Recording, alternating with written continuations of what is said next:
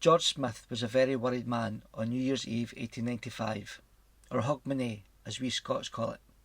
Smith was a manager of the grandly named Union Theatre of Varieties in the mining town of Victor, Colorado.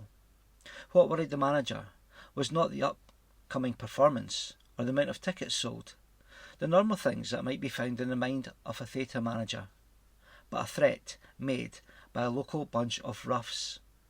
These men had threatened to wipe out the company during that night's performance, was regarded as the toughest man in the district, and the leader of the gang who had threatened to disrupt the performance that night. Smith walked down the aisle and up to the table where Pascoe sat with his friends.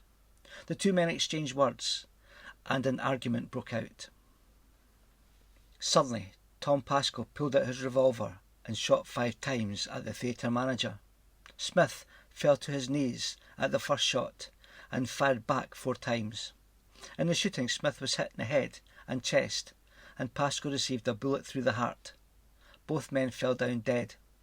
During this exchange of gunfire, Pascoe's 3 friends had stood up and, drawing their pistols, fired at the stage.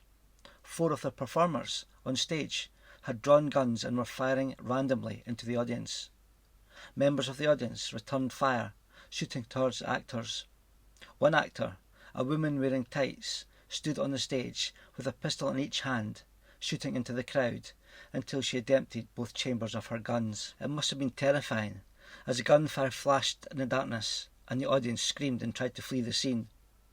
When the lights were turned back on, 3 men lay dead or dying, and around 20 lay wounded.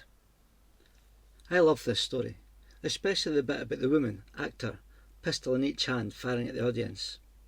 It seems that some women in the Wild West were every bit as wild and dangerous as the savagest of the men.